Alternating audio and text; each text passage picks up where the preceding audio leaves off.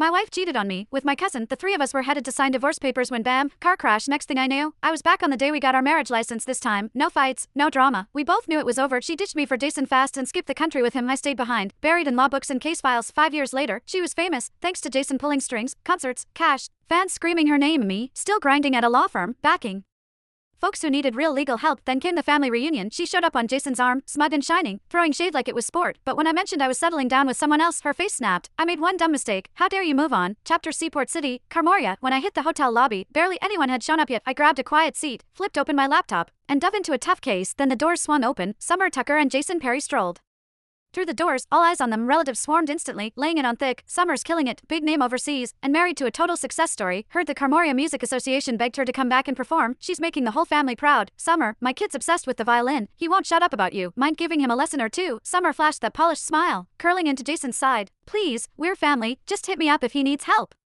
That opened the floodgates. Compliments flew like confetti. Suddenly, everyone remembered they were related. Trying to score points, Summer tilted her chin up, soaking it all in like she was headlining a show. I wrapped up my work, popped off my headphones, and let out a big stretch with a yawn. Heads turned. Wait, Ethan's here. But he bailed on these things. Someone said it just loud enough to stir the pot. Summer's eyes flicked toward the voice, then scanned the room until they landed on the guy.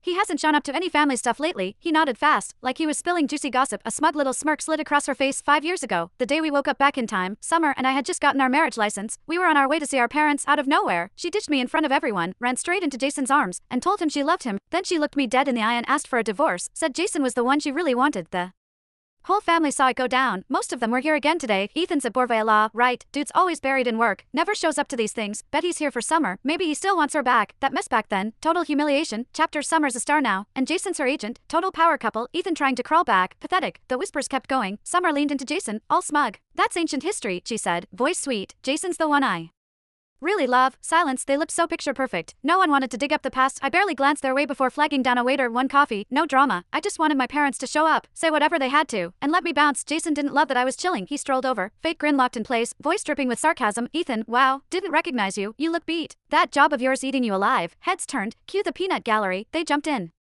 like I was still 12. Ethan, you really should have picked a better job. Lawyers work nonstop and don't even make that much. Pushing 30 and still single. Embarrassing. No wonder you skip these get-togethers. Total disappointment. I locked eyes with Jason, then finally took a real look at him in Summer. Her hair was styled to perfection, wrapped in a plush cashmere coat, decked out in designer everything. She was practically sparkling with money. Jason had on a tailored suit, wedding ring shining. The way he carried himself, he looked like he stepped off the cover of a billionaire romance. No surprise people thought they were perfect. They nailed the look. I rubbed my temples and took a step back. Jason, you done? If so, back off. Your cheap cologne's killing my head. Jason's smile cracked, but before he could snap back, Summer cut in. Ethan Exeter, seriously, Jason's just being polite. Why the